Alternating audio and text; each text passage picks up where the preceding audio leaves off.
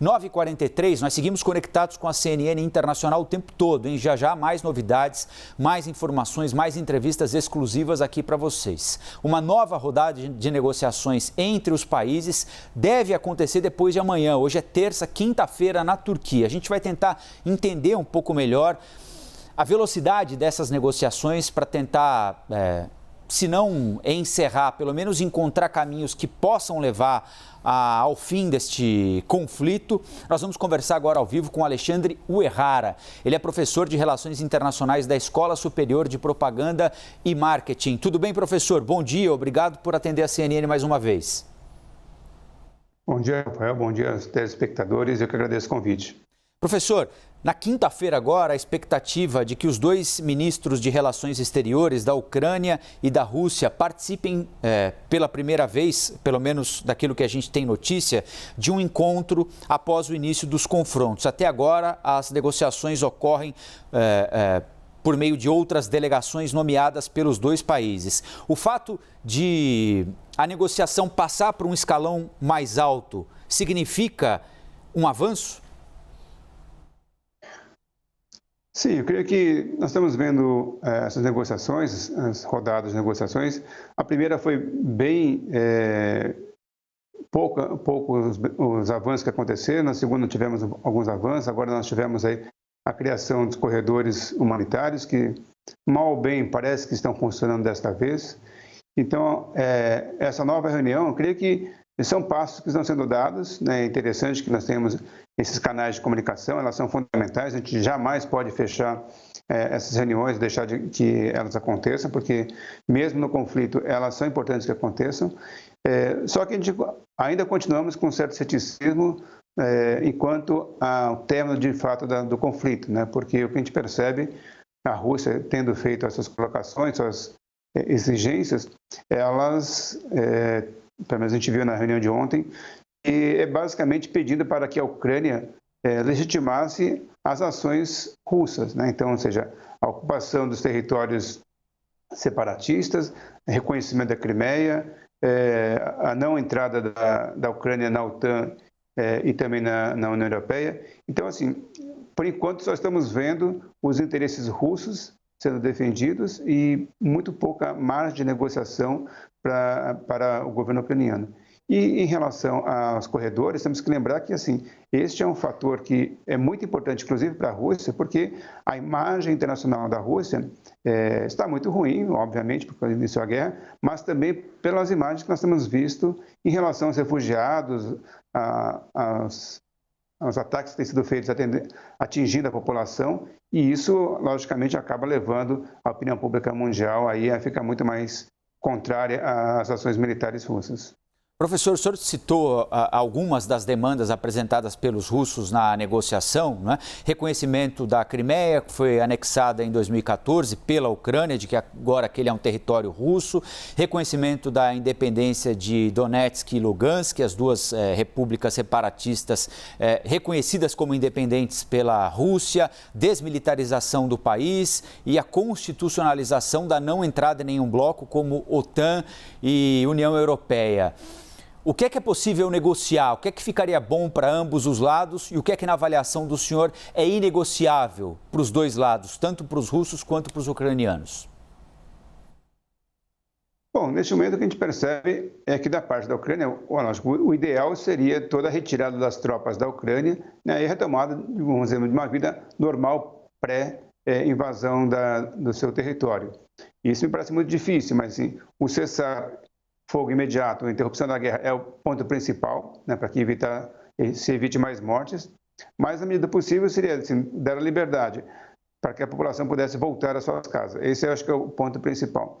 Porém, a gente percebe que, do lado russo, a determinação do presidente Putin em relação à Ucrânia, de ter a Ucrânia como um território desmilitarizado, como você vinha mencionando em relação a Kharkiv e toda essa preocupação, isso é um fator fundamental. A Rússia tem uma percepção de que a Ucrânia é um ponto vital para a sua segurança. Então, a Ucrânia fazer parte da OTAN, a Ucrânia estar próxima em termos de relacionamento com os países da OTAN ou os países ocidentais, isso para ela é uma percepção de ameaça à sua segurança. Então, na minha opinião, a Rússia não vai permitir, não vai se abrir aí para uma negociação em que a Ucrânia não deixe, né, muito claro que ela não vai aderir à OTAN e não vai também avançar em relação à União Europeia.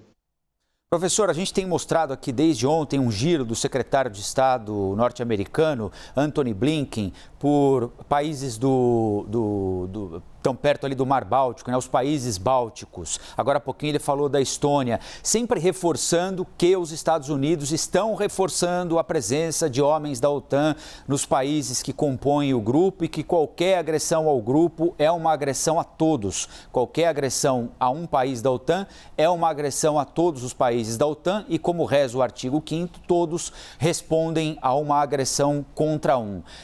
Faz sentido? Essa preocupação é real ou é mais um alerta dado pelos Estados Unidos nesse momento? O senhor vê perspectiva de que esse conflito avance para algum país que compõe a OTAN, por exemplo?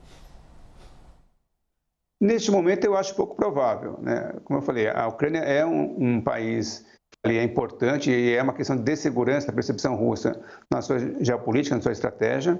Por outro lado, da mesma forma que a Ucrânia é vista como um elemento de segurança importante para a Rússia, fazer uma ação que envolva a OTAN, qualquer país da OTAN, porque aí, como você mencionou no artigo 5º, pode ser um país pequeno, mas uma vez atingido um país pequeno, ele, sendo pequeno, pode ter pouca capacidade de defesa, mas aí envolveria todos os países membros da OTAN, inclusive os Estados Unidos, que é uma grande superpotência. Então, nessa perspectiva, não vejo interesse algum da Rússia em envolver os países da OTAN, fazer uma ação que coloque os países da OTAN no conflito, porque aí a escalaria, né, o conflito e seria muito complicado. Porém, temos algumas preocupações que talvez, como já o próprio presidente Biden mencionou, de que alguns outros países que não fazem parte da OTAN, esses possam estar sob ameaça. Existe preocupações, inclusive da Moldávia, agora que é próximo ali embaixo, ao sul da Ucrânia, que estão preocupados, até porque também na Moldávia existe ali já a presença de tropas russas. Então, essa é uma preocupação. Será que a Rússia vai parar com a Ucrânia caso ela tenha sucesso, né, e sem muita resistência? A gente está vendo sanções, a gente sabe que essas sanções econômicas vão ter efeitos no médio prazo, mas neste momento talvez a Rússia tenha aí ambições um pouco maiores. Professor, sobre sanções econômicas, são diversas, nas mais diversas áreas. Ontem, um ministro russo disse que pode acontecer de a Rússia, que é uma grande fornecedora de gás para a Europa, ou diminuir a potência do gás que manda para a Rússia, ou suspender a exportação do gás para outros países da Europa, em resposta às retaliações que sofreu e vem sofrendo de diversos outros países. O senhor acredita que a escalada possa chegar a esse ponto de sanções ou troca de sanções, possa chegar a esse ponto de colocar em risco, por exemplo, a segurança energética da Europa?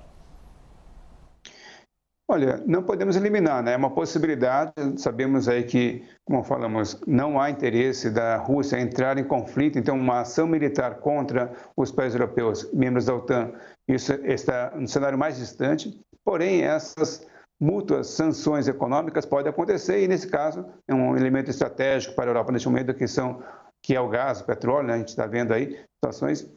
Isso pode ser que aconteça sim, né? Mas seria uma maneira de retaliar. O problema da perspectiva russa é que, neste momento, a gente tem visto informações de que a economia russa já passa por grandes dificuldades. A população passando por dificuldades, uma parte da elite russa já também sofrendo as sanções.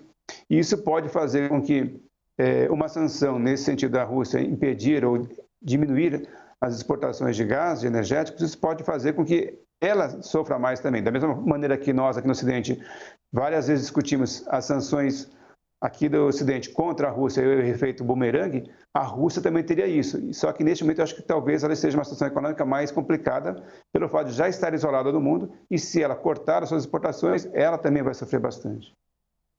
Alexandre Uehara, professor de Relações Internacionais da ESPM. Professor, mais uma vez, muito obrigado pela ajuda para a gente entender o momento do conflito. Até uma próxima. Bom dia de trabalho para o senhor. Obrigado. Bom dia a todos. Bom dia.